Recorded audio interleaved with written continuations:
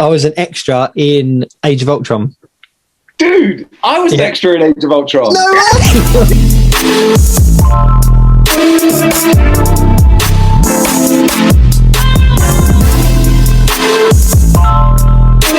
Hello and welcome back again to the Week in Review with me, Jacob's Toys, and the wonderful SuperSorrell. Don't forget to like, share and subscribe. Any support to the channel and the show is very much appreciated.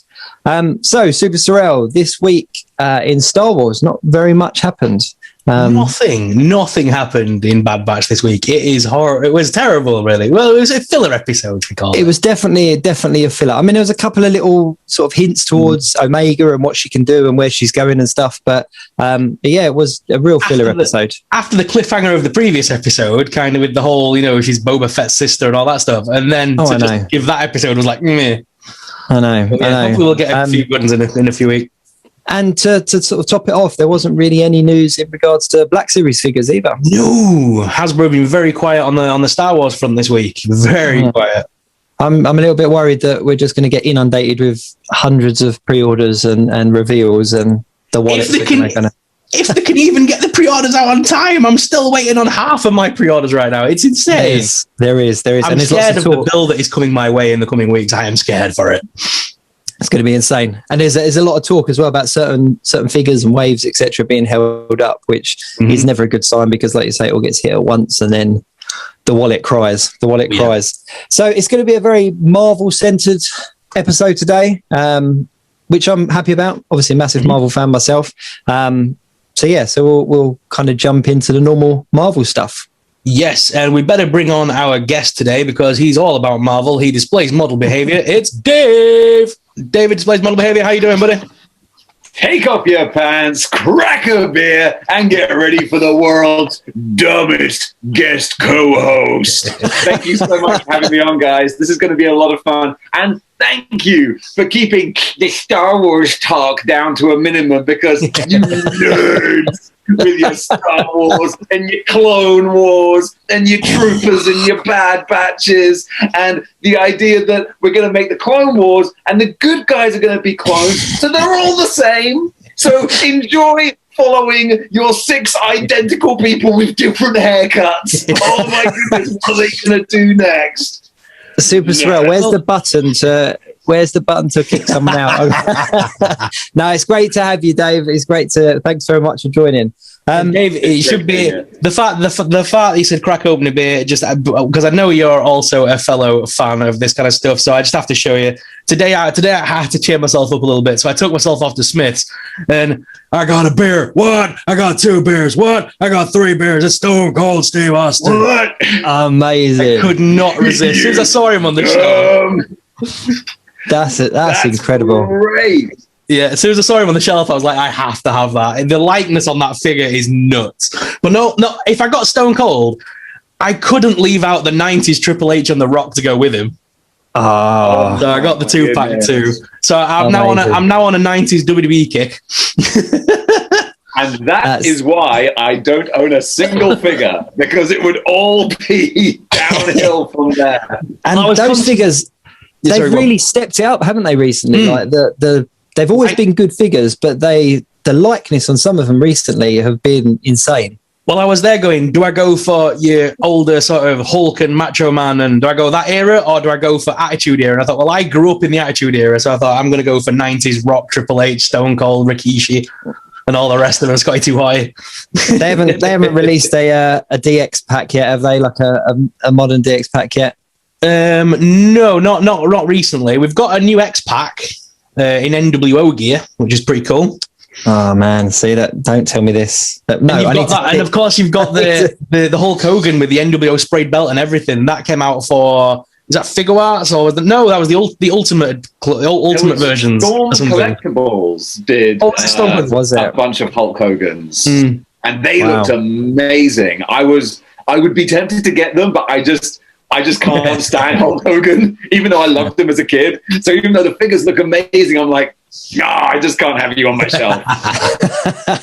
He's I'm not even going to get started. But I spoke to Taboo, didn't I? I did an interview with him, and he's a huge wrestling collector, like massive wrestling collector. That's where his he's like the majority of his collection it's fantastic when you hear about him talking. The passion he's got about his wrestling figures is insane. And as I said on Saturday, at some point you're going to give me his number so that I can ask him if he's still searching for Where for Love and if he's still pumping it louder.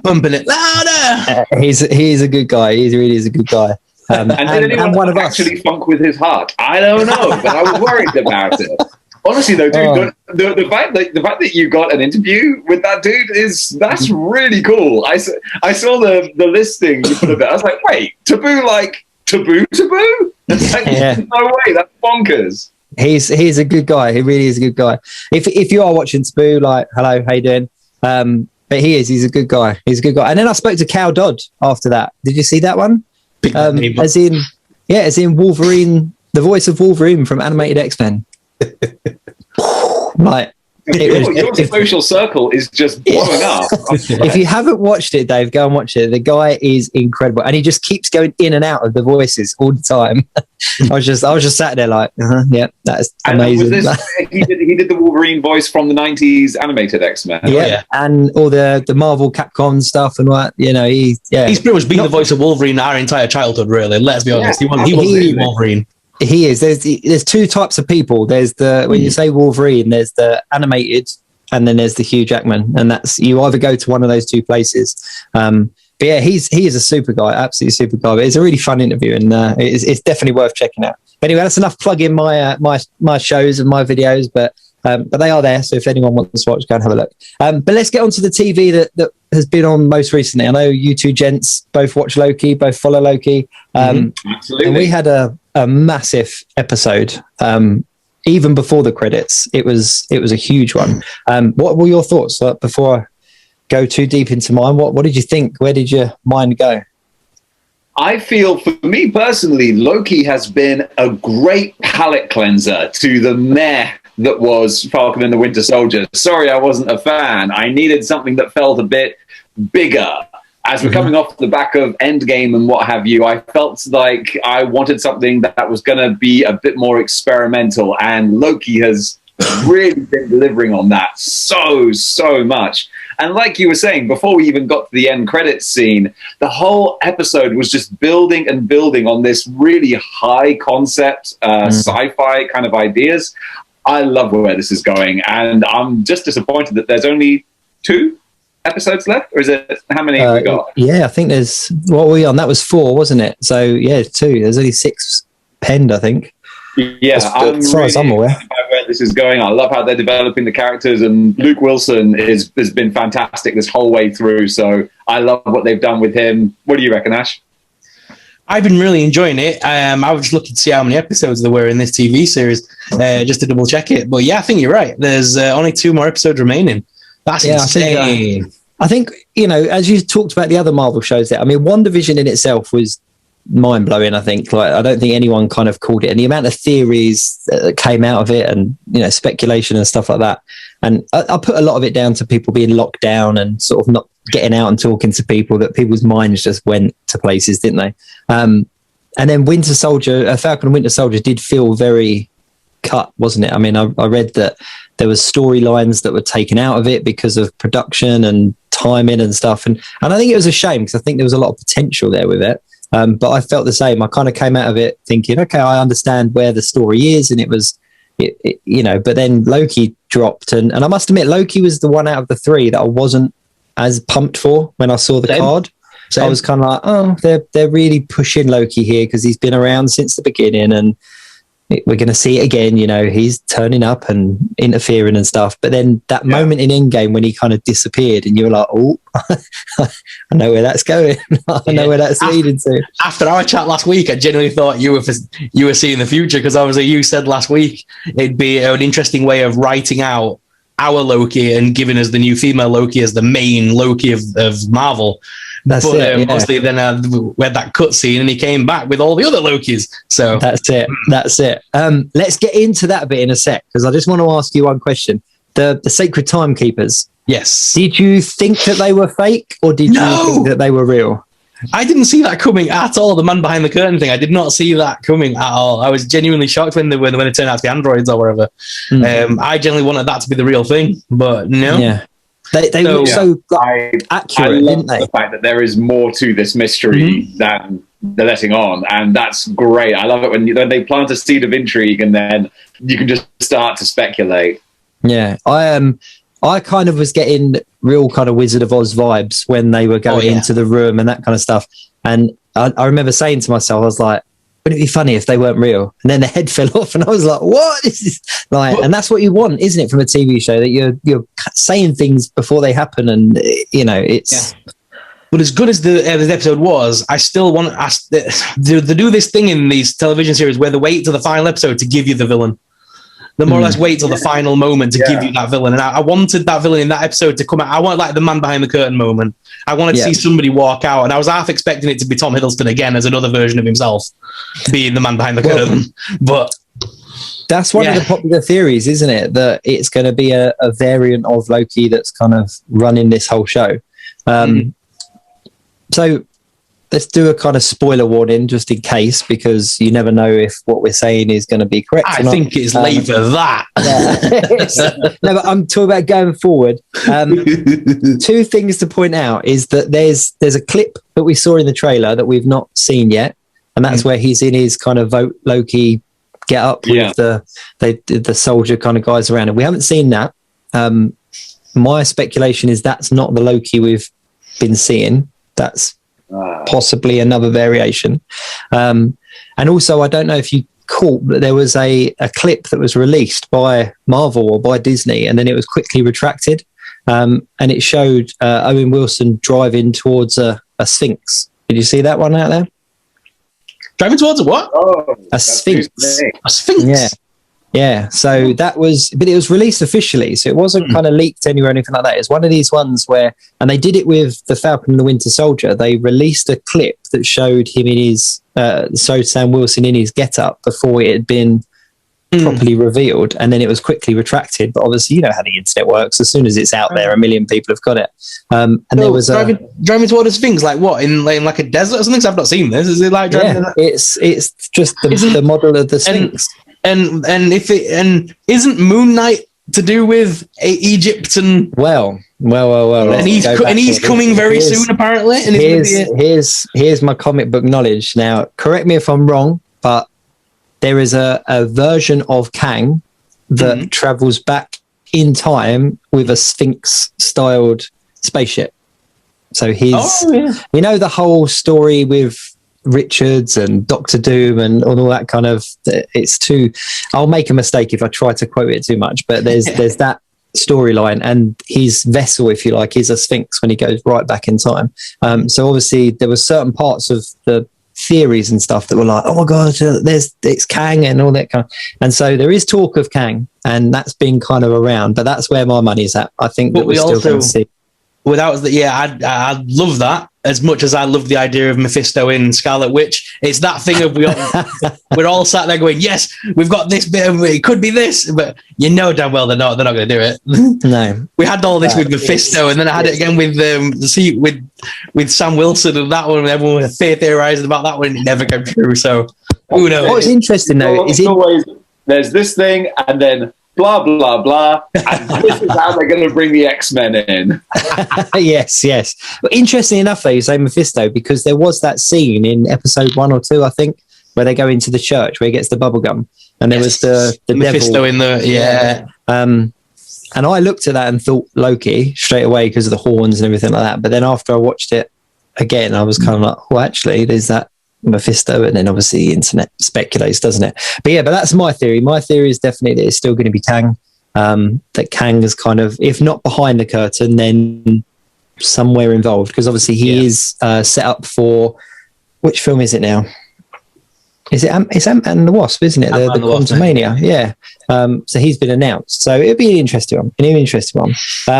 But more specifically, that mid-credit scene where we finally saw Rich D. Grant in what I can only describe as an amazing version of comic book Loki, and just looks so. Was Richard E. Grant? I didn't realize that was Richard E. Grant. Yeah, that was Richard E. Grant, the comic book Loki. Yeah, wonderful. Yeah, that was him. Because I was saying to Ash before we came on, I didn't I completely forgot about him. I completely forgot that he was penned and that he was a character in it coming into Loki. And then when I saw him in there, I was like, yes, that's where he is. That's where he is.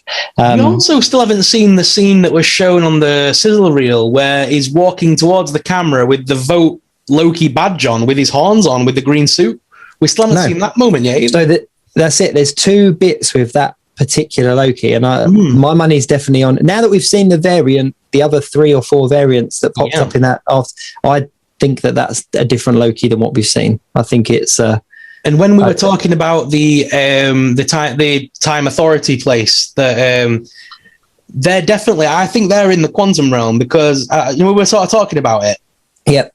Yeah. Having more thought about it because time moves differently there. They've got a lot of old style computers, things like that.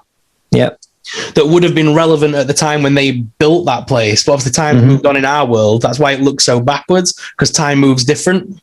Yeah. We were saying, Dave, in the Ant-Man and the Wasp, isn't it? Yeah. That Marvel said, didn't they? There was a particular scene where there's something hidden, and there's that city that's in the quantum realm, that's in the distance. Remember that one? Oh, right. And I so never even put it together for a second. No, so we were sort of saying, but then after seeing this version, this episode of Loki, I wonder whether this place where Loki's been sent is that place that's in the quantum realm. Is that where he is? Because interestingly, there was the Avengers Tower, wasn't there, that you saw in the distance? Destroyed Avengers Tower as well. So it's obviously a variation of somewhere. But what are your thoughts? What are your thoughts on the... I really couldn't honestly tell you with this one. It's because it's so random about what it's doing. I couldn't even speculate at this point where they're going with it. No. Anything, Dave? It's wonderful that they've really gone all in with multiverses now. Yep. And that's so much fun because I think what that does is, it's funny, they're now... when DC tried making movies, they tried copying Marvel by jumping straight into the team movies and forgetting all the previous stuff. And now it's almost like Marvel's kind of pulling a DC that maybe they're laying the table for doing random out-of-continuity stories and films and features. Just like how the DC movies, a lot of them now don't tie in with each other, like Joker and Suicide Squad or whatever. I can see Marvel going down this kind of route as well, where it's like, okay, look, there are a bajillion different realities. So here is an Age of Apocalypse movie. It's got nothing to do with what you see with the MCU. It's just another film that is part of this multiverse. And that's just like the big picture possibility of what they could do, but they could totally do that. Yeah, definitely. It also, with the multiverse, it also now allows them to sort of at any moment go, okay, we can bring Deadpool into the MCU because it is a part of the MCU, but he's just in a different timeline. It brings all that into it. They could bring back any character from any of the previous Fox films, Sony films, anything. I think it's an interesting way of them kind of keeping the X-Men films in the X-Men canon, but they're, so they are part of it. Like you said, Dave, like they're a multiverse that's way over here that we're not going to talk about. It's just, but they did happen somewhere at some point. I'm wondering whether they're going to jump straight in at the more modern X-Men, and we're going to see Krakoa from the recent comics. I wonder if they're going to jump in at that, and they're going to already be on that little dimensional planety thing, and it might jump in at that point because it's more intergalactic as well with Nimrod and all the Sentinel stuff. That would tie in with Guardians of the Galaxy and all the sci-fi stuff they're currently doing.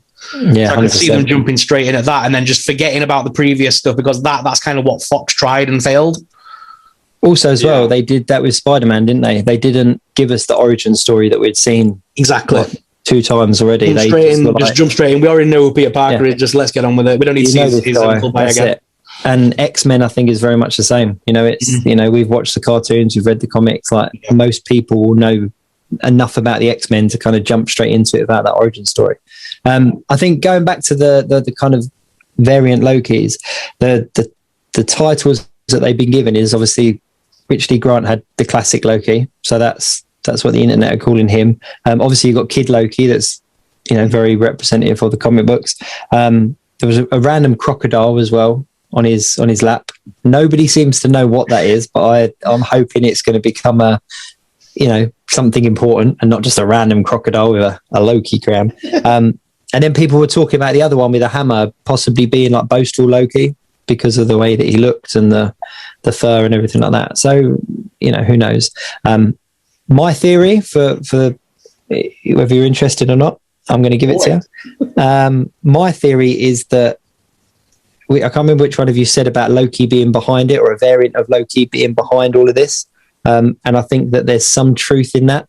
And it's that Loki that's going through and getting rid of the other variants of himself, if that makes sense. So that he's the superior Loki. He is the main Loki. Rooting the tree.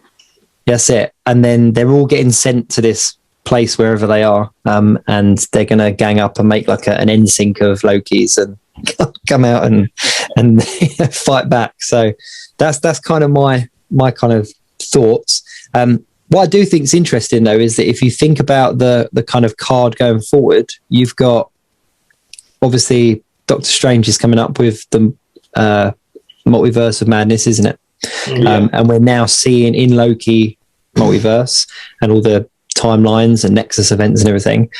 But then we've also got Spider-Man No Way Home coming out, which is also featuring 3 variants of the same character. And it's not been officially announced, but we all know. Come on, we all know. Come on, man. We all know. I never heard anything about this. As if. I'm not even going to pretend that I believe that. But I think Loki's going to play a bigger part in what we're seeing with certain films than I think some people are maybe assuming. So I think that there's definitely going to be, because we know that Doctor Strange is going to be in Spider-Man. We know that that's a talking point, and we know that Doctor Strange then Scarlet Witch then appears in the Doctor Strange film. Multiverse of Madness, that's it. And I think that Loki is kind of setting up some kind of narrative to tie it all together. That's my thoughts, and that's I think how they're going to bring in the potential other Spider-Man. I still have. Sorry, go on, Dave. No, I was just going to say, absolutely. That makes perfect sense. I can see it going that direction. What do you reckon?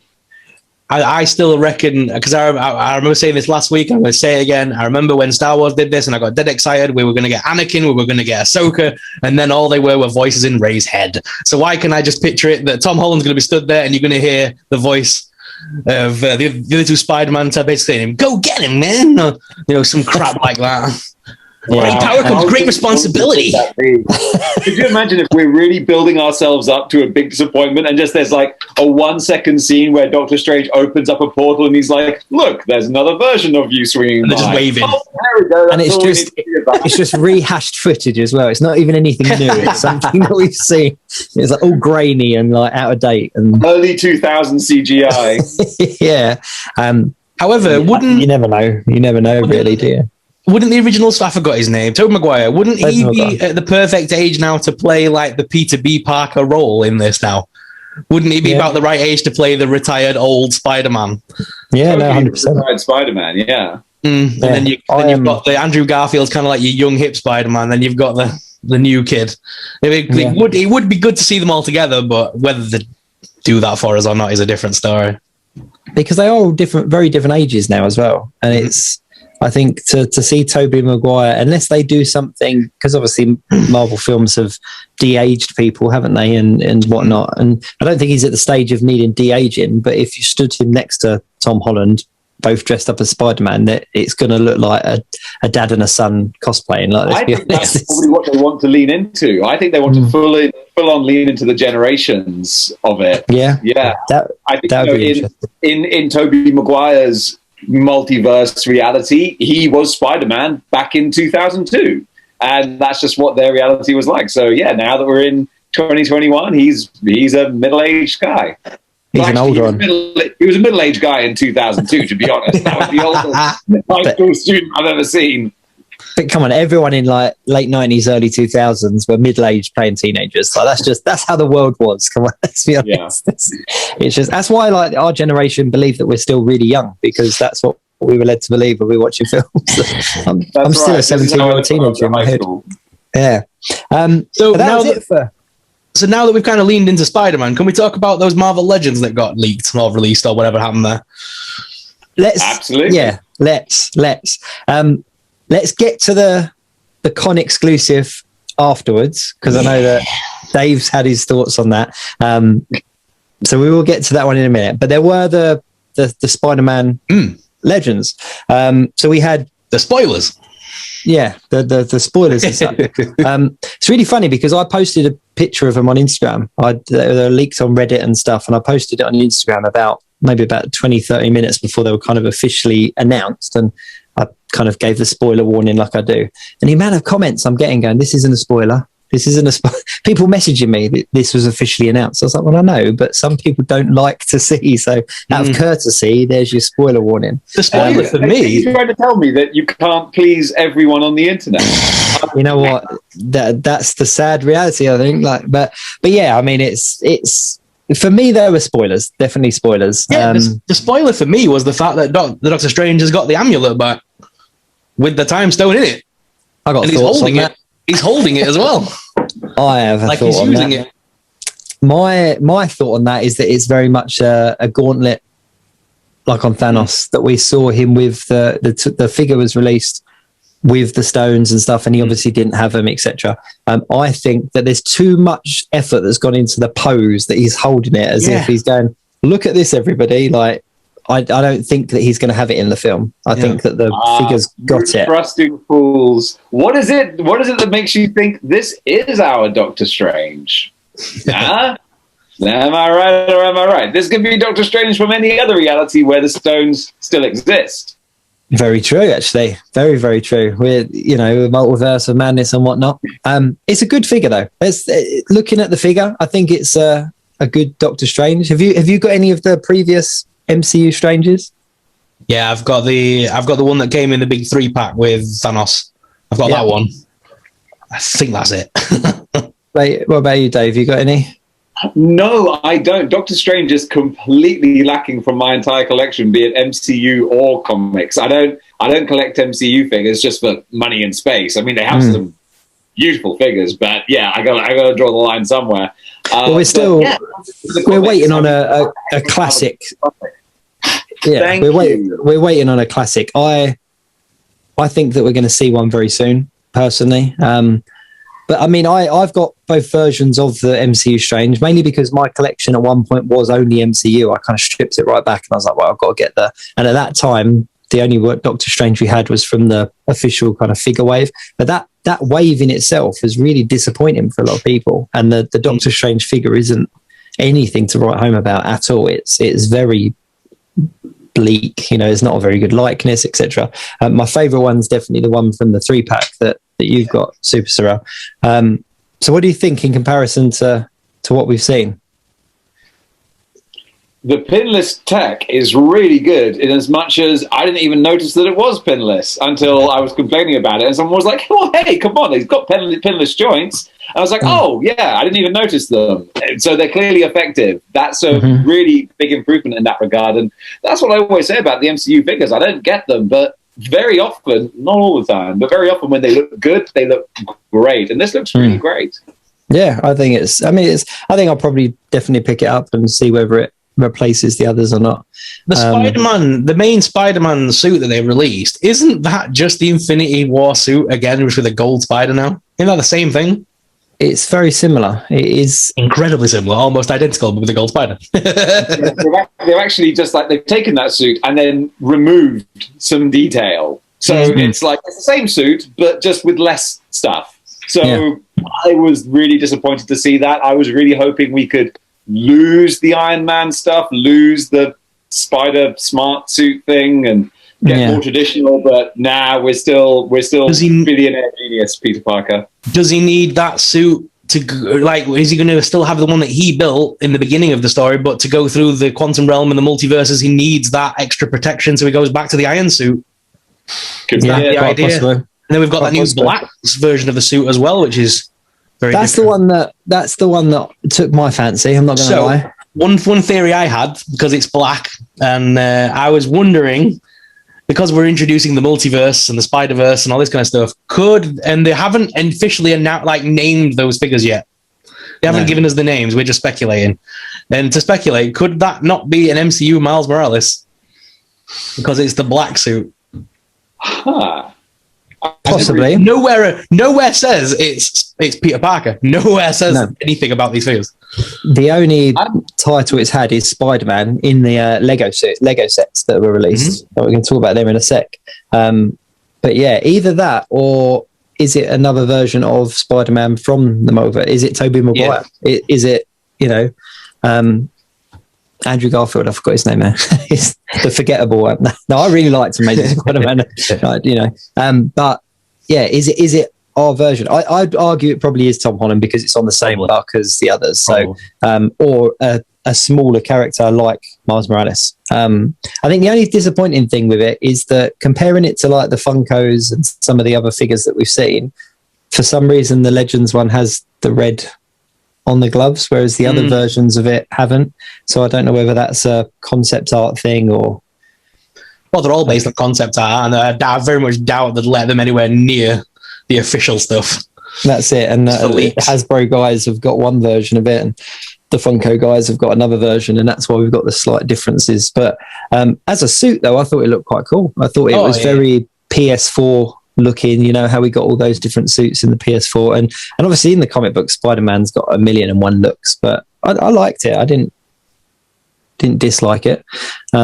Interestingly, I've not heard anyone reference symbiote, though. No one's referenced that version. Thought Ash might be going in that direction when you were talking about the black costume, Sorrell, but I was thinking, he's not going to say Venom because obviously Venom's got his own thing and he's doing his own movie, and that should have come out a long time ago, I guess. But the world is what the world is. But we're getting it soon, which is exciting. Ish. I mean, are you guys pumped for Venom 2, or did you get enough symbiote in the first movie? I'm all for it. I'm very excited as well, especially with introducing Carnage this time around. Yeah, I'm in for it. I am in for it. I wasn't pumped originally with the first one when I knew that it was kind of separate universe. But then by the end of the film, I was actually like, you know what? I can get behind this. This is cool. As soon as I heard the voice talking to him inside his head, I was sold. I just love that stupid, kill him, eat him now. Yeah. That stupid voice just amuses the hell out of me. Yeah. And the figure that we got for that was stunning as well. I thought it was such a nice figure.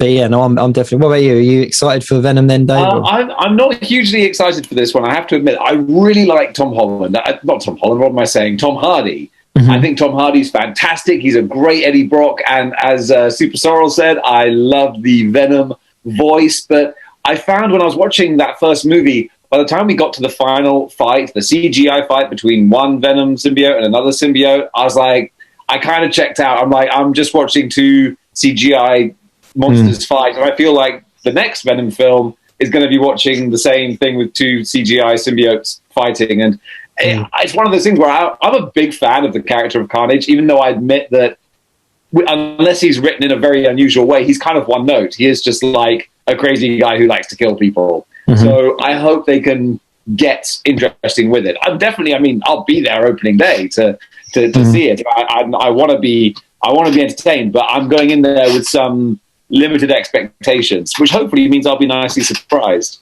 Well, Sony is still apparently building their Spider-Verse, aren't they? They're still going ahead with it. So Morbius is going to be a part of the story somehow. It's going to tie into all this. They're building up their own little multiverse going on. So I can't wait. I'm excited to see is it going to be Carnage versus Venom like we're all thinking, or is there going to be a third something bigger than both of them? They have to join together and learn to work together to fight, sort of thing. And obviously the Vulture was teased as well.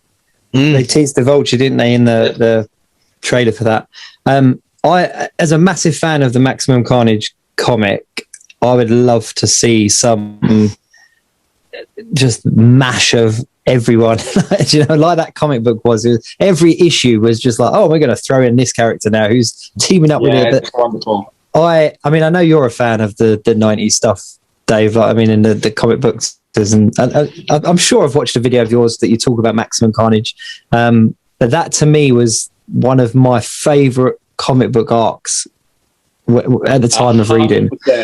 It's absolutely imperative that Hasbro need to give us Shriek. We need Shriek and we need Carrion to complete that Maximum Carnage set. Because speaking of doing Maximum Carnage videos or whatnot, I really want to do like a team building Maximum Carnage video, but I'm waiting and waiting to get Shriek and Carrion. And I know that the only way to make that happen is to make the video without them, and then they'll finally announce them. So I might have to just do that. She was teased in the trailer as well, though, wasn't she? In the Venom trailer, very like just a split. Like if you didn't know who the character was, you wouldn't pick up on it. It was just a random person. But obviously, knowing the character and the background, that she was teased. So I think we're definitely going to get a version of her. Hopefully, it's not a movie only. I think normally with these things they'll do a movie and a comic book version, but who knows? No, because with it being the Sony franchise, they like the last wave. They kind of gave us a symbiote wave, but they only included the one movie Venom. I'm not sure if the rights to make toys is the same with those movies, because they did really hold back on it. You'd have thought they'd have gone to town and given us all sorts of variants of that by now, but they haven't. So I'm not sure how the rights worked. I'm living in this kind of blissful world that because Hasbro and Marvel Legends are becoming so big now in comparison to, 5-6 years ago even, that everyone's kind of wants to have their figures made by so that's why we've had the Fox guys, that's why we had Venom. So I think that, fingers crossed we'll get something. But just coming back lastly to that Spider-Man wave, there's one figure that we didn't talk about, and that was J. Jonah Jameson. The version of J. Jonah Jameson that nobody wants. You mean that one? I think there's going to be an alternative head. I'm hoping so. And by the way, we haven't seen it in box, have we? No, and I recently watched that film Tomorrow War, and he's in that, by the way, and he is one ripped up mofo right now. He is built like an absolute tank, and he's playing J. Jonah Jameson? No way. He's like a machine now. Maybe in the multiverse he is. He's this big... Come here, Peter, I'm going to bench press you while I shout at you. He might be a version of Spider-Man. Who knows? But yeah, I'm quite pleased for it, to be fair. I was really hyped that we got the retro card version of JJJ in the Spider-Man figures. Yeah. Speaking of JJJ, do we think that JJJ that we saw at the end of the last film is from the universe we know him from? Is he a part of the multiverse thing? Is that all still going on? Is he from, you know what I mean? He couldn't get Spider-Man in his current multiverse, so he's come to this other multiverse to get another Spider-Man. Because so far... I love the idea that JJ is so obsessed with Spider-Man that he develops multi-dimensional transport, and he's like, and they're like, oh my God, you've traveled dimensions? Yes, I have, because of that menace Spider-Man. Because you've got to think, though, because when we're talking about multiverses, we're saying, J. Jonah Jameson does appear in every multiverse as a different variant. That's how Marvel has set it up now. But everyone in the variants look different. You don't see two variants that look identical. Yeah. As we've found so far. This one's bald, so that's what I'm saying, though. But it's the same. We'll take his hair away. For me, it's too much of an identical thing, and he's aged since the last film, obviously, because that's what time happens. But for me, it just seems too thingy to go. Oh yeah, it's just the one from this universe. Like, no, I don't think it is. I genuinely think it could be from the original Spider-Man movies. Yeah, and there's something going on with the Spider-Verse. I think the figures, the fact that we're getting a figure of him, says to me that he plays a more significant part than just a cameo that we go, oh look, it's him. I think that there's definitely something more to his story arc. And they were setting something up, obviously, with Mephisto, not Mephisto, with Mysterio in the last film. They were setting something up there with the whole bringing Peter down, and they teased other villains in that. So there's something going on in the background of those films that they're building up to. Yeah, but we know that we're going to have Alfred Molina's Doc Ock as well. He's coming back, isn't he? So there's a whole bunch of familiar faces. Jamie Foxx's Electro as well has been teased, and also Green Goblin as well. I believe they've hinted towards. What's his name? Quick. Defoe, yes. His Goblin is supposedly in it somehow as well. But I think that these could be little teasers and stuff. In Interestingly enough, I mentioned the Lego sets earlier. Did you see those? I didn't. I missed the Lego sets. So I did post a picture of them when they came out. But there was 3 sets. There was one that had Mysterio, Nick Fury, and Spider-Man. And on the front of it, there was a kind of label that said inspired by Spider-Man Homecoming, Far From Home. Inspired by. Yeah.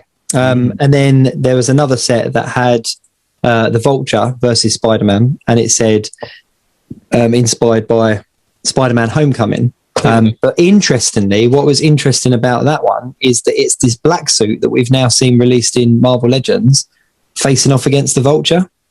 So even if it was inspired by Homecoming, that's a clever way of kind of going, no spoilers here. And then the last set that we got was Doctor Strange. And it was some kind of, underground thing with moving walls and stuff. And it had Spider-Man, MJ, Wong, and Doctor Strange, MJ, and Spider-Man. So the 4 characters there. But included in there... Looking at that set, that one doesn't say inspired by. There's the one set that we mentioned, the drone fight one, which does say inspired by, meaning probably not in the movie, but this is cool and let's build it. However, the other set that you're mentioning, the one with Wong, Spider-Man Spider-Man at the Sanctum Workshop. There you go, yeah. That's why and interestingly, exactly. Now, Wong looks completely different. I know it's only a Lego figure, but he's in a very different look. He's got hair and all sorts. But also as well, there was like some kind of builder creature thing. And there's people saying it looks a little bit reminiscent of Scorpion. Yeah. So are we going to see a Rhino-esque Scorpion suit kind of thing? So there's so many theories flying around. But as well, we've not had a trailer.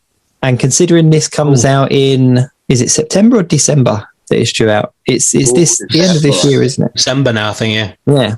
But even still, we're now in July and we haven't had a trailer for this film. That definitely, for me, leads on to we need to get these 2 episodes of Loki out of the way so that the trailer makes sense. That's my theory. Yeah. There's definitely the waiting for the end of all this TV stuff, I think, before they give trailers for the next round of movies. Yeah. Before we move on, I've just got to say one thing, because this is my little... It's not even my main claim to fame. It's a little claim to fame that I only learned the other day, actually. So my cousin runs a balloon company in London called Balloons of London. Just a nice little plug for my cousin there. And he sent me a photograph, and he only did the balloon arch in Spider-Man Far From Home. You know, when he's doing that thing with MJ? Yeah. And he sent me a picture of him stood on the stage, like, with the balloon arch and the cardboard cutout of Spider-Man. He was like, yeah, this is what we did. And I was like, no way. And I looked it up on the screen, like on the film, and he's for sure, my cousin stood in that room with the stage with the balloon arch, and I was like, wow, that's really cool. Yeah, that is really cool. It's not my closest link to an MCU movie. I was actually in one, just going to say it. But I was an extra in Age of Ultron. Dude, I was an extra in Age of Ultron. No way! Yeah. Where? That's bonkers. Where? that was I was living in London at the time. It was East London. So were you one of the Sokovians? Yeah, I was a Sokovian. So was I.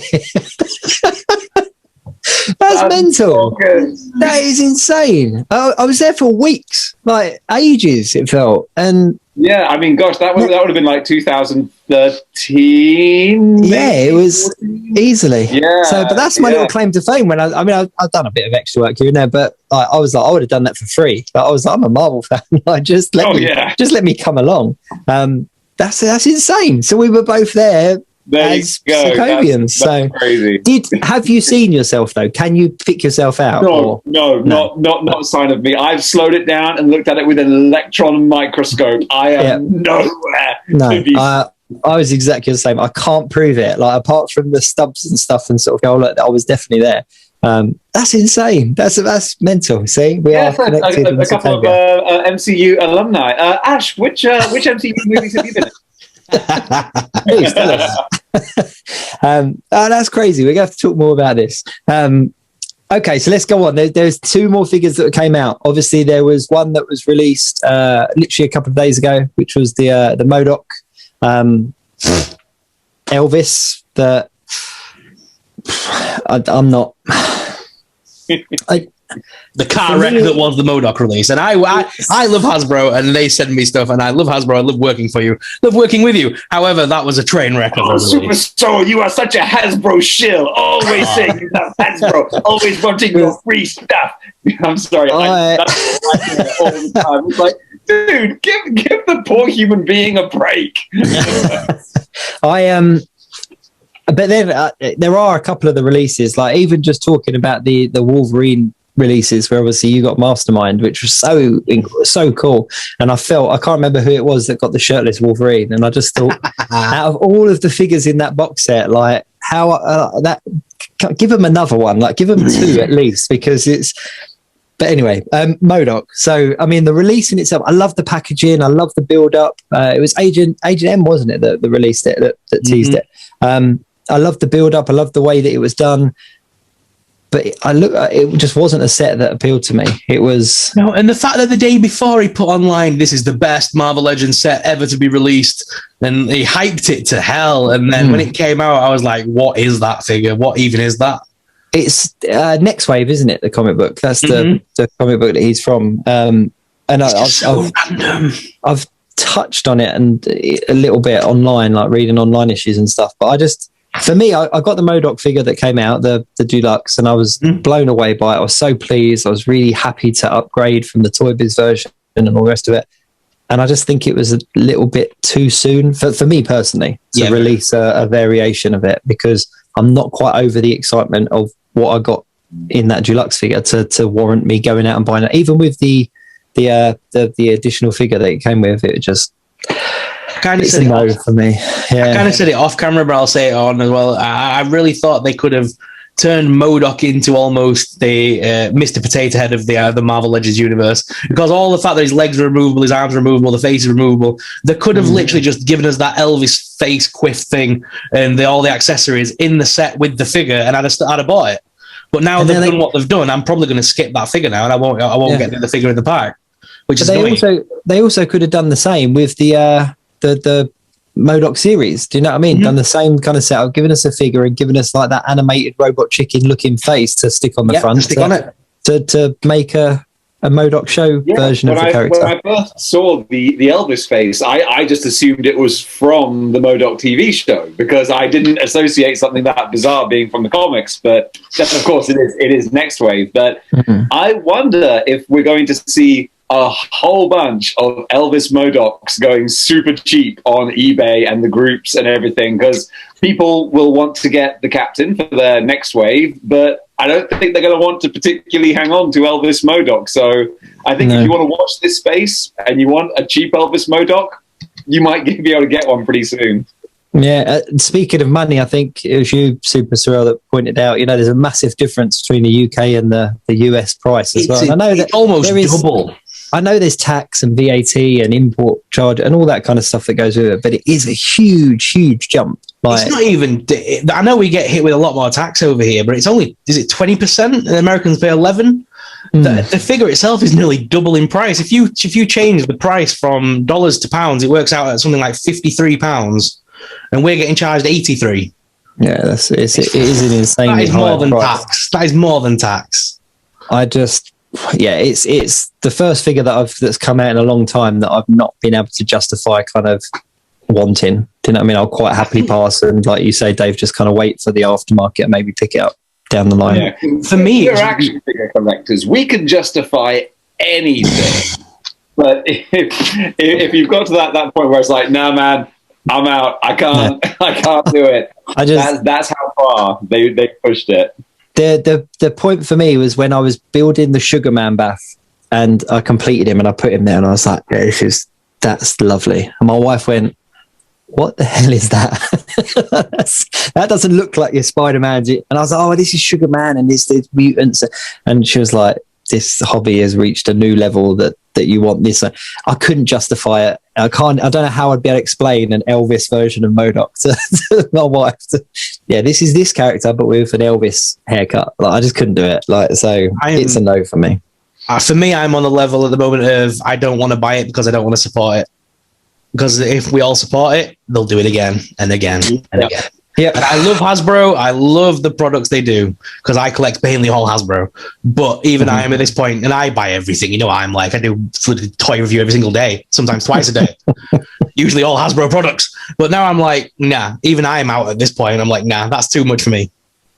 So speaking about high price points and speaking about heavy opinions on figures, I know that Dave's done an amazing video on the next figure we're going to talk about, and if you haven't watched it, then check out Dave's channel below. I'll put it in the description, and do watch his video on this. Dave gives a very honest opinion on, and says what a lot of us are thinking, so thank you, Dave. But we saw the convention exclusive retro carded Venom figure. You mean the custom that somebody made about 3 years ago and now Hasbro stolen? Almost identical, isn't it? Someone made that. Someone made a better version of it than Hasbro have produced and put it in the group years ago. Yeah, the blue and red shaded one. Highlights actually follow the contours of where highlights would be if you shone a light on something. Yeah. The thing is, I was so pleasantly surprised by that video. Oh yeah, just because normally, and like you guys would definitely get it too. Anytime you complain about any kind of marketing practice, the first comment will be some super intelligent person who's clearly much smarter than you saying, you do realize that companies' jobs are to make money, And it's like, you're the same kind of person who watches wrestling and goes, you do realize it's fake, It's like, yes, that's not why I'm talking about it. It's like, oh God, every single time. They're not doing it just to, make you happy. They're in a business to make money. I know, but you're going to lose money when people stop buying your products, is what I'm saying. So what really surprised me about the Venom one was no one said that. Like, it was just about unanimously, yeah, this isn't cool. And so that was quite nice to see that the entire Marvel Legends community is united in going, yeah, I'm not down with this. I think that, like, we've been crying out for a retro carded Venom. Like, that's been he's been up there with the kind of rhinos and the Sandmans and the lizards and that kind of stuff, where people have saying, yes, we need to see like an animated looking Venom, etc. I don't necessarily agree, but I can understand the price hike because of it being a convention one, and it's going to come in a nice extra box and all that kind of stuff. Okay, so your extra money's gone to the nice box, and it's a convention exclusive, so is it going to be limited in number, all that kind of stuff. The point for me that was the biggest letdown, and I'm sure I'm 99.9% sure you massively pointed this out in your video, but it was the peg holes, and it was the not even kind of taking shots that kind of hid that they were there, because they could have done that. They could have taken shots so that we didn't see that, and then it was only at the point when we got it out of the box when, what? Hang on, there's holes in my figure, like so. But they didn't even try to hide it, did they? They were just kind of like, yeah, they're there. When I first saw it, I thought that there was an attachment or some kind of, that wasn't on it in that shot.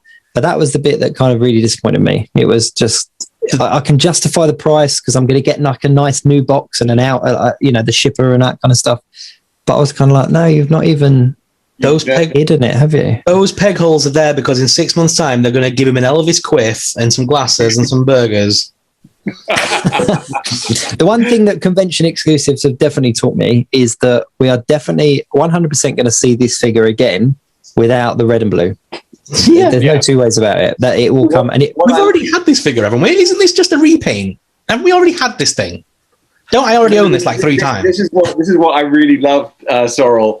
This is kind of new, and this is the justification for the holes as well. I think Dan, is it Dan, the Marvel Legends guy? Is that he said, I think on Twitter, he said the reason it's got the holes in, or the reason we couldn't fill the holes, that was it. He said the reason we couldn't fill the holes is because it's on the Omega Red body, and the Omega Red body is currently also being used to make Omega Red for the 5-pack. So we couldn't fill the holes because we're using the mold for the 5-pack. And I'm like, what? How is that an excuse? That's like me going to someone's house as a plumber and saying, oh, well, I can't fix your pipes properly because I'm also working as an electrician at the same time. I suppose I probably should have done these 2 jobs separately. It's like, stop me if I'm wrong, but that animated Spider-Man show came out nearly 30 years ago. Mm-hmm. So what is the rush to bring the Venom figure out now? The one time we're using the Omega Red body. Nah. It would have sold. It would have sold at any point. Like there would have been a need or at least a market for that figure at any point. And the head looks lovely. The head casts look brilliant. Like they look like the animated Spider-Man. I love correct me if I'm wrong, but I'm pretty sure that the forearms are a new mold because they've got the veins and stuff. And I even like the paint job. Like, I know that we've said there was customs done before, but I even like that because for figure photography or for display, like it's nice. It will work. But yeah, it's just hold out, like you say, just that little bit longer and give us And similar to, they couldn't fill in the holes because they were using it for the Omega Red body. And I guess like they're also using all their white paint. So they can't put white paint on his hands because they're using all their white paint at the moment. So unfortunately, Omega Red has a white face, so they can't use the white paint for Omega Red and for the details on the hands. So to be honest, you're stupid for asking because this we did tell you that we're making more than one figure at a time. I think that was what that Dan said. He was like, we did tell you that if we use the Omega Red body, we'll have to have holes. And it's like, get out of here. Get out. Pack your bag and leave. The annoying thing is that we're going to get, obviously, these are the HasCon exclusives. And if it follows the same pattern as last year, we got 2 exclusives. We got the Charles Xavier 2-pack with Wolverine and we got the Hellfire set. Mm-hmm. So if those 2 this year are if that's all we're getting as HasCon exclusives, that is a poor show from Marvel Legends team. I'm sorry to say. So what would the 2 be? The Wolverine and the Venom? No, because we had last year we had 2 releases. We had the Hellfire Club box set and we had the 2-pack Wolverine Hugh Jackman one with the Charles Xavier Patrick Stewart. Those were last year's exclusives. Oh, so the MODOK this year. Yeah, so this year's exclusives, because they've already said these are both HasCon exclusives. They've already announced that. So Venom and Elvis MODOK, that's all you're getting if they follow the same pattern as last year. Those are your 2 con exclusives, which is very poor. It is. The sad thing is, I know that I'll probably still buy it. I'll still get it. But you know that I'm going to be sat there in like however months' time going, oh, look what I got, guys. And it's going to be an Elvis MODOK. You know it as much as I do. There you go. SuperSorrell and his Elvis MODOK and Venom double review. you've got Shillimus Prime and you've got Super Shiller. So, I mean... David's going to be next. It'll be Shilling Displaying Model Behaviour. We're all as bad as each other for it. Displaying Shilling Behaviour. That's all right. I don't get anything from Hasbro. I just berate people to join my Patreon at the end of it. So I'm just like, give me money. Then I can buy the figures. That's about them. I think we'll definitely see it. But I think that was it for the figures. I think that's all that we got on the Marvel Legends kind of front. So we spoke about Hasbro Pulse Con. Let's talk a little bit about that. Obviously, we got the announcement that that's coming. There was no kind of dates confirmed or anything like that. We obviously know that we've got, as you say, the Venom and the MODOK sets as exclusives. Well, anything that you'd like to see? Anything that you're hoping we see, or that you're still crossing your fingers? Because for me, it's definitely the what's it called, Excalibur set that they've been teasing for a while now. Yeah, that would be good. I'd like to think that that's going to be a reveal at HasCon. They have to have a whole bunch up their sleeve to warrant a Marvel Legends panel on this Hasbro convention. So I'd definitely like to see the Excalibur set. Anything that you're really hoping for? For me, I really want to see them expand on the sort of the movie Fox line that they did. I would like to see them do the Deadpool Colossus. I think it's still missing from that set. I would love that. a Juggernaut Colossus 2-pack would be. Yep, exactly. Imagine if they made a Juggernaut from that film. It would have to be massive, wouldn't it? It would. Yeah, that'd be great. But yeah, even if they just get, I mean, they're from the X-Men movies as well. I think there's still some key characters that could easily produce for us in the movie form, and I think people are very happy for it. Like if you gave us the Famke Jensen, Jean Grey, to more of the team to fill out with Hugh Jackman, I think would be fun. Yeah, no, definitely. How about you, Dave? Anything that you're hoping we see? Just two big words for one big figure, and that is HasLab Galactus. Bring it on. I'm, as the kids would say, my body is ready.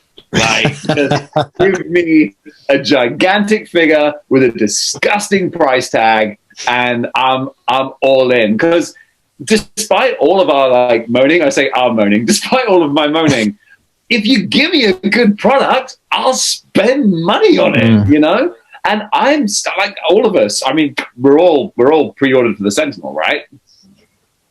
No, goes without saying, because it looks amazing. And by the way, you could buy about 4 Elvis Modocs for that price. So make your choice. It's your money. It's up to you. But yeah, so I would love to see HasLab Galactus revealed. I probably won't happen yet, but that would be great. But also, let's see more of the Fantastic Four wave. That we've only had art of Johnny Storm. I want to see. We're pretty much kind of confirmed that it's Psycho Man and High Evolutionary. Was that the other one? I think they're the two names that have been teased. Yeah, I mean, obviously nothing official yet, but. Yeah, that's what they're kind of hinting at with code words and things like that. So yeah, I want to see what this retro Fantastic Four wave looks like, because again, those look like what I think will be value for money, good looking figures that I'll be happy to part with my cash for. So yeah, I'm excited. When is PulseCon? When is that happening? Well, they haven't officially said yet. They haven't officially kind of put a date on it, have they? It's coming this fall. It's just fall time. You're friends with them. Have a word. I don't know about the HasLab, to be honest with you, myself. I don't know about the Galactus. It's either that or kind of 12 Venoms. I'm not sure what, No, the one thing that the Sentinel definitely showed us is that there was a huge market behind it, wasn't there? And those tiers just got ticked off in record time. And I think that it would be really interesting to see what Hasbro do with the next one, because obviously they did a load of Star Wars, with various different bits, didn't they? And this being the kind of the first trial of HasLab for the Legends line, I think that it's going to be Galactus. Let's be perfectly honest with you. It's not. There's nothing else Fantastic Four related that they could make in that size. Surely I've been a Fantastic car. It's not going to be. I would love it if they made a fancy stand for it, so that basically you could have your Silver Surfer flying alongside him or in front of him or something. Well, so I think do the pose of Silver Surfer sort of on one knee, sort of bowing to Galactus. I think that the tier system is definitely going to be some Herald or Heralds, or there's going to be. The only thing about Galactus as a HasLab is the dilemma it gives me is that obviously the Silver Surfer figure is huge. Like the Walgreens version is hugely sought after. It's a massive grail item, isn't it? I was lucky to get one before the real rush came, and I was out in the States at that point anyway, so I was able to just pick one up in the shop, which was insane when I see the price that some people. All right, don't rub it in. It's I was just there on holiday, and it was just there. It was one of them beautiful moments where I was like, I'm going to have that because I think it's going to be very popular and I want it on my shelf.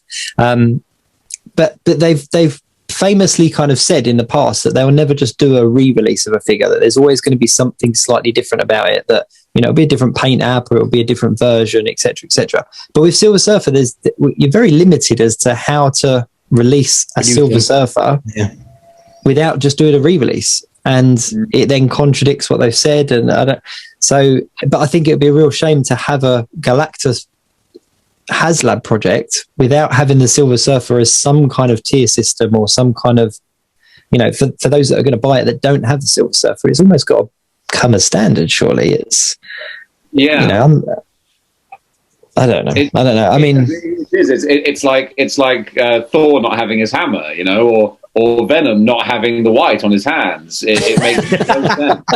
It's ludicrous that anyone would do that. So yeah, we definitely need to see another Silver Surfer, because you're right. So many people, like, I think that probably is one of the most sought after, what I call like a common grail, because it's like it's common because you can go onto eBay and get it, but no one wants to pay 60 quid for it. You know, it's a grail that's easy to find, but not easy to find for a price where you'd be happy to buy it. Because I would love to have the Silver Surfer in my collection, but not 60 quid's worth. You know, I can wait for that one. Are you ready to be very disappointed when it's not Galactus and it's the Fantastica? Are we ready for this? Yes and no, because they're obviously releasing. At least that will save me some money. Because they're releasing obviously the new Fantastic Four figures.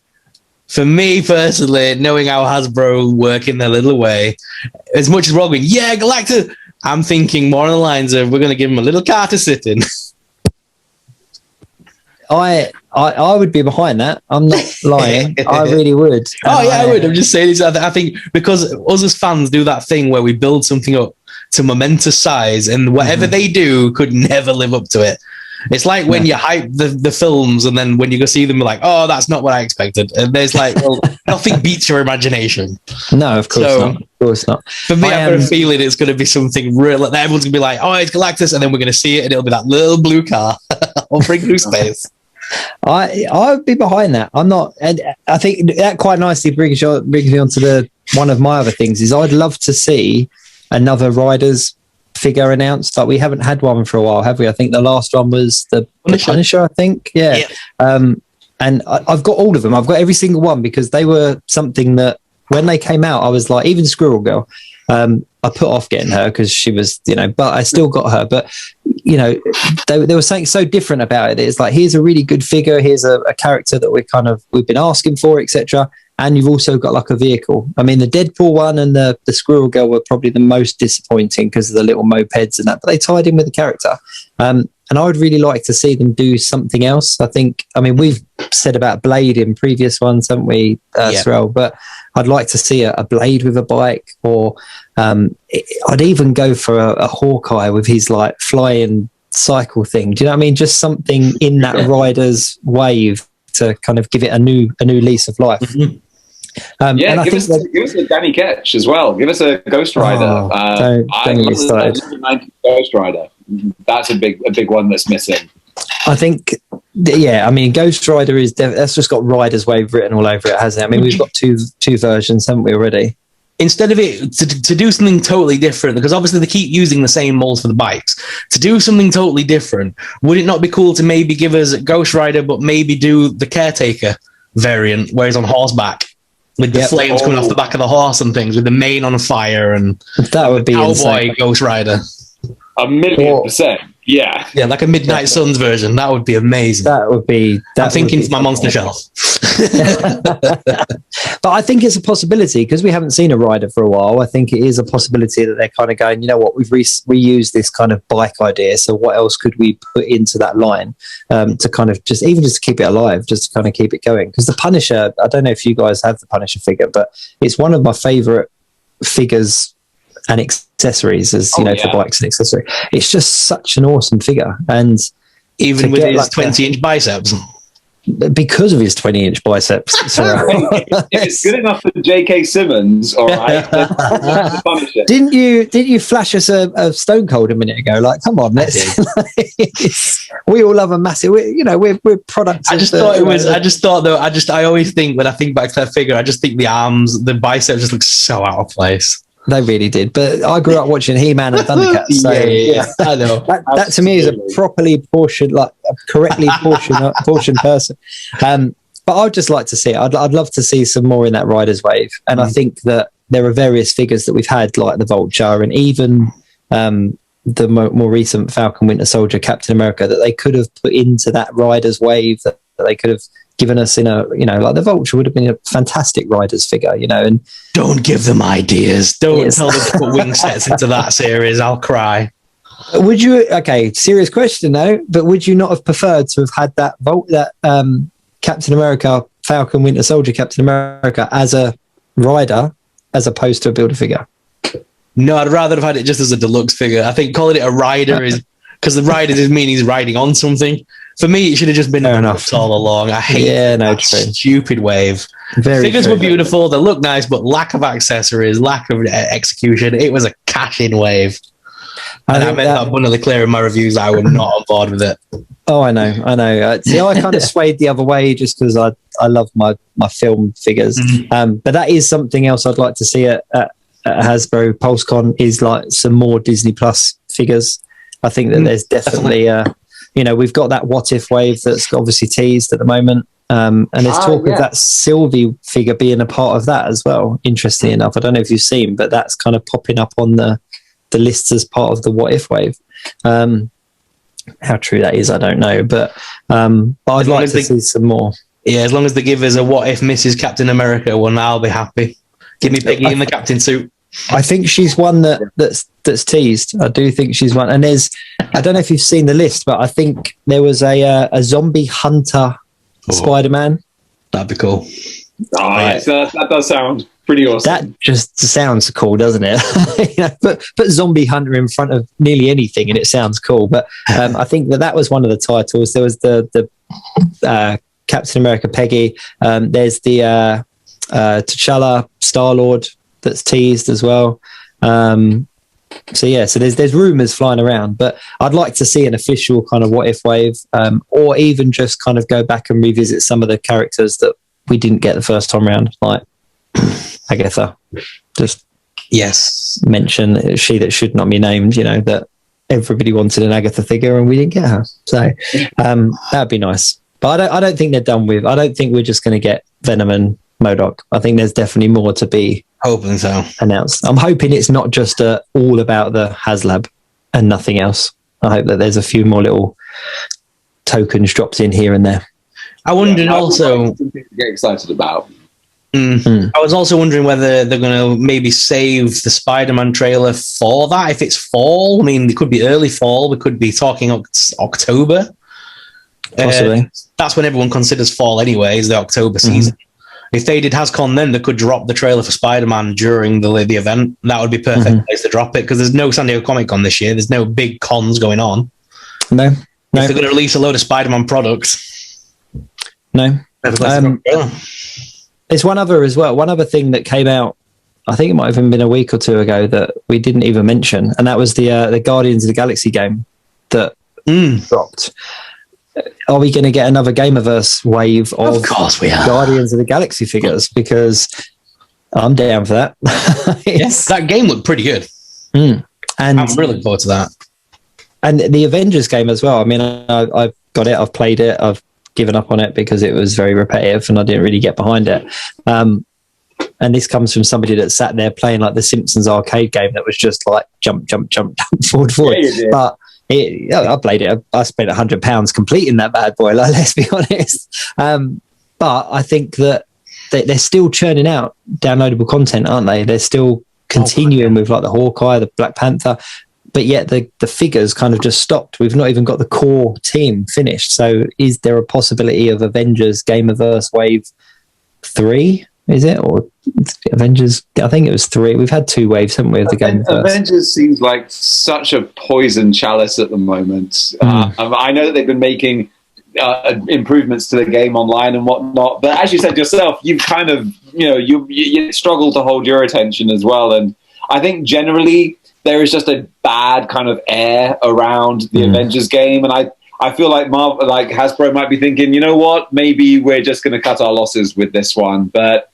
who knows? I mean, if they want to complete the team, there's nothing to stop them from throwing the extra characters into a random Build-A-Figure wave that will just guarantee they get bought. So it wouldn't surprise me. I always roll my eyes when I see Gamerverse figures because I don't want those, but I'm not going to deny other people because people like them. But, who people vote Tory. It's, people are weird. I don't know. well, let's keep politics out of this. I'm kidding. I'm kidding. Speaking of Gamerverse figures, though, we had that Miles Morales that dropped, and me and Sorrell spoke about it the week that it came out, but there's nothing else about the Miles Morales game. There's no other figures relating to it, so it seemed like a really weird choice to just do the invisibility Miles Morales and leave it at that. Yeah, I'm wondering whether they're going about it maybe the same way that they do with the Star Wars releases, because obviously, like, the Star Wars ones don't come in any particular wave, do they? We just get, this is a new Gaming Greats figure coming out. I wonder if they're going to do the same thing instead of giving us a whole wave of them, where people go, "Oh God, a whole wave of that." They just might drop a figure in here and there, like they did with that recent Mr. Hyde wave, and they gave us the Patriot one. He was just one Gamerverse figure in a line of figures. So whether they're going to start doing it that way, just dropping one at a time here and there of the ones we want, rather than a whole wave. From a completely different game as well, wasn't it? It's from the Contest of Champions. Yeah, and they've really not done anything with that. Same with the Venom Pool again. Venom Pool is from the same game. Of course, yeah. So, I mean, that's how I see them going in the future, right? Because I think a lot of people did when they released that Outback Hulk and the Wave. I think a lot of people went skip, easy pass.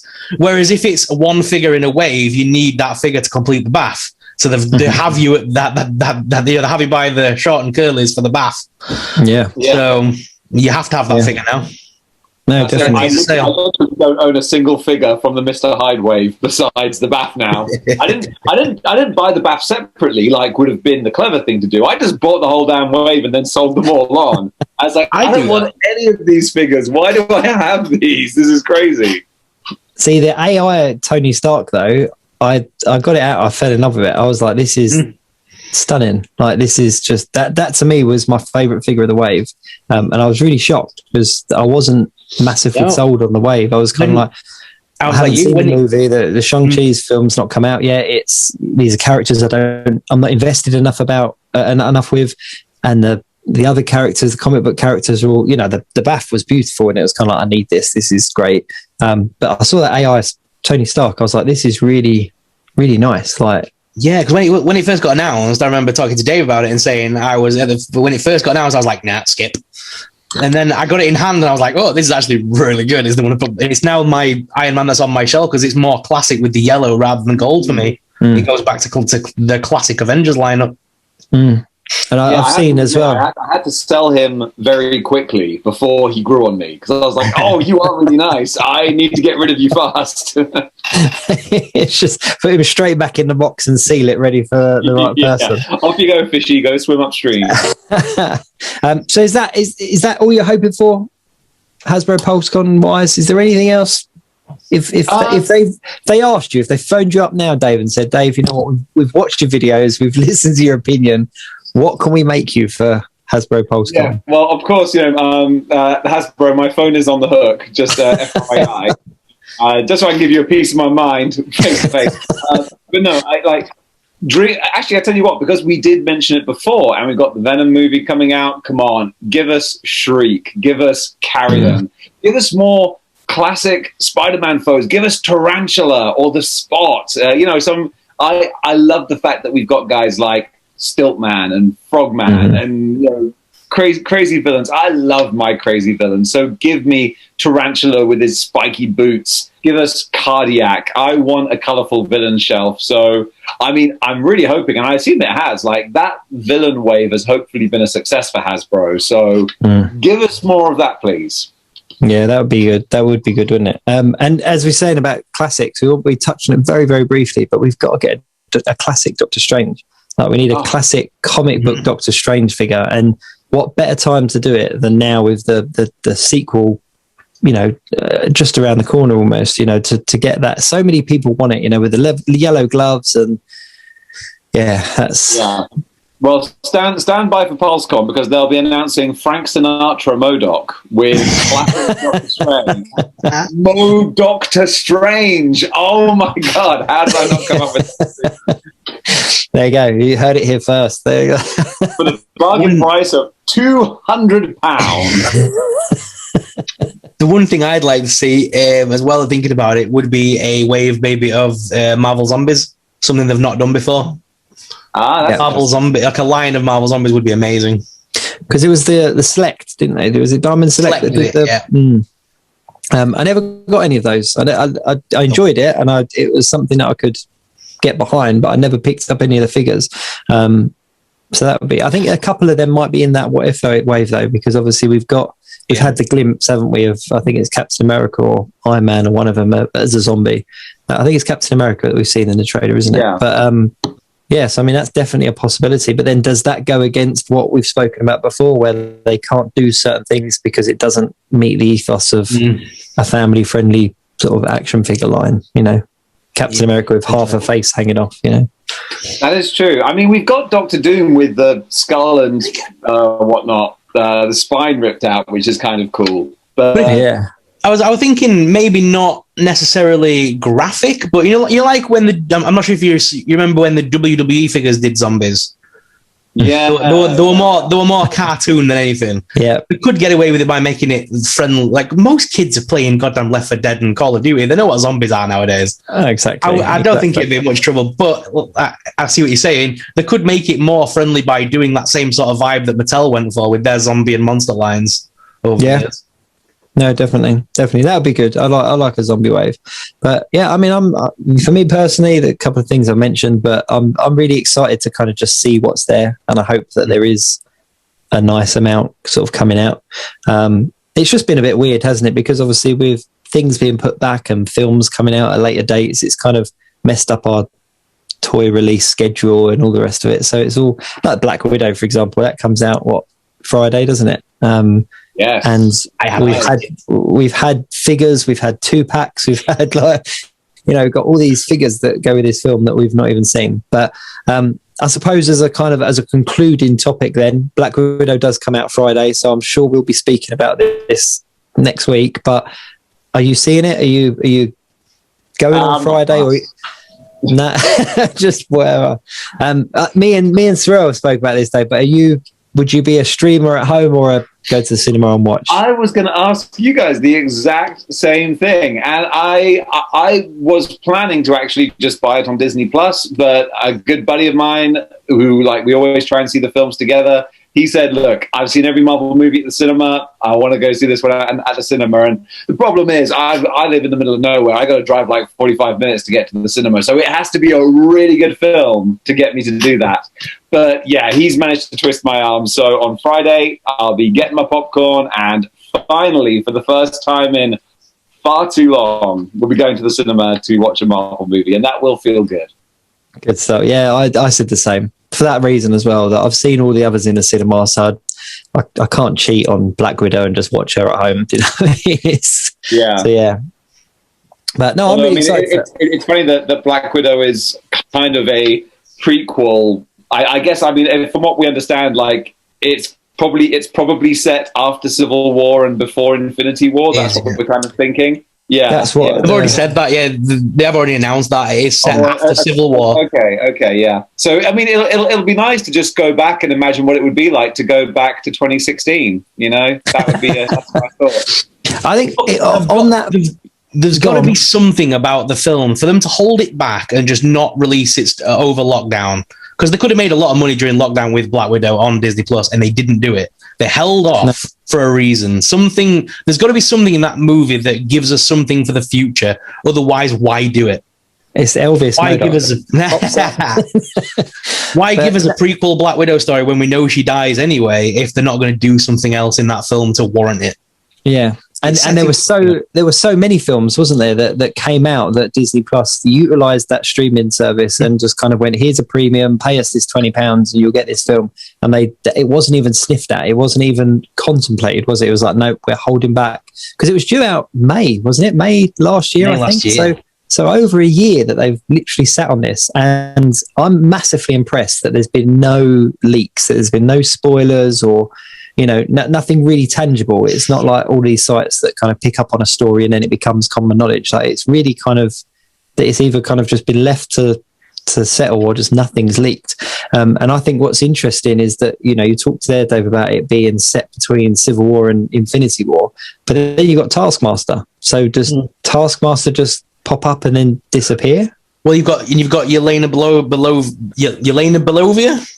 But yeah, You've got her in the film as well, played by Florence Pugh, who's only in her 20s. She's young enough to carry the MCU for the next 10 years as the new Black Widow, potentially. Is this her introduction for us, where basically Scarlett Johansson's going to pass the torch to this younger girl to be the new Black Widow? Because in the comics, she was Black Widow for some time. Yeah. Could she be a part of John Walker's new Avengers team? Could she be something to do with that and tie in with that? And that's why they've waited this long to give us it? Possibly. How cool would it be if you saw him at the end of the film? Probably not, because obviously they've shot it beforehand, but how cool would it be to see him at the end of the film in the armor and stuff? But you say they've shot it beforehand, but they've held it back. So there's nothing saying that they haven't filmed something now that's tagged on to the end. Do you know what I mean? It's because her character from the comics would fit in with what John Walker's doing in his sort of darker toned version of Avengers almost. She would fit right in as an alternate Widow. And obviously we've got Red Guardian as well. Yes, we do. It's I'm really interested to see the story arc and the character development on that one. It looks like a lot of fun. It looks like a really good film, so I can't wait, and I can't wait to discuss what has been revealed or not been revealed. It'll just be like, yeah, well, that was fun. No, it's nothing to add to the story at all, but hey, it was worth waiting for a year for. Yeah. So last point then, while we talk about post-production and stuff, one of the other things that did drop that I just thought about is that the alternative ending to WandaVision came out. Did you see this on the... What? Did you not? No. Gentlemen, you're blowing my mind right now. There's an alternate version? Where have you been? So Disney Plus have just dropped a change in the end of WandaVision. Yep. I can't believe it. Where have you been under a rock? So what? Why? So okay. What? Hang on. Tell me the story here. Explain. So. If you go on to there's a thing called YouTube, Sorrell. I don't know if you're familiar with, but there's this platform. No, shall I tell you where I first saw it? I first saw it on TikTok. That was where I saw it. And Wanda's dancing, and no, she's not. But what it is basically they didn't announce it or anything like that. But the bit where it zooms into the cabin.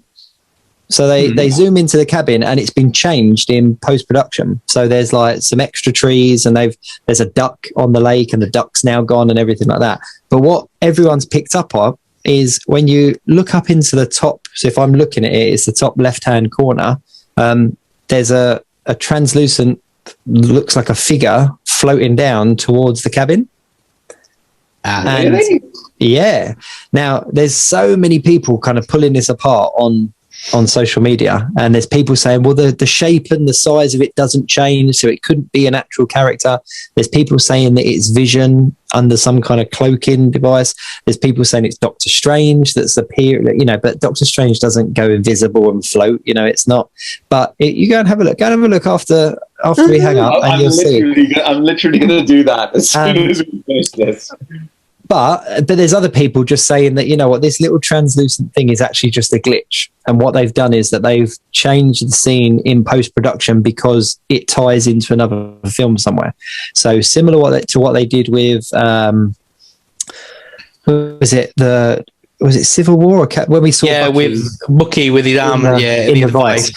And that was a post-credit scene, wasn't it, in one of the films? Yeah. And then that exact scene then resurfaced as part of the narrative in Civil War. So what they're saying is that this particular scene that we saw at the end of WandaVision, where she's in the cabin, is actually going to be a scene in one of the upcoming films. So like Doctor Strange. And so post-production have gone in and changed it so that it fits with whatever it is that they're doing. But whether it's a glitch or whether it is somebody, there's definitely something that moves down towards the cabin. Can I have a think and drop me a message afterwards and let me know what you think? I'm not sure if it'll be Vision, because I've got a feeling they're going to keep Vision and Scarlet Witch separate for a while now. I always saw it. I think I said it to Dave a while back. I've got this image where Scarlet Witch is going off with Doctor Strange and that group, and I'm wondering if Vision's going to go off with the other characters and go with the sort of the Captain America storyline. So they keep the two characters separate, and then they can have the big reuniting in a bigger movie. Yeah, that would work. That sounds really good. I like that approach. it would build it up, wouldn't it, and make it for fans seeing that scene of them two coming back together. Doing it this quick would cheapen the ending of WandaVision for me. If they kept it where they keep them separate and then bring them together later, it would be more of a fulfilling ending. Oh, 100%. 100%. But I'll leave you there with that little nugget of information. You guys go and check out that clip and let me know what you think. Obviously, if you've enjoyed the show, then please do like, share, subscribe. Check out the description below and make sure you give these gentlemen a follow. And until next time, Dave, hopefully we can get you back in because it's been a lot of fun. Thank you very much for joining us. Thank you so much, guys. It's been a real blast. It has been fun. So until next time, take care.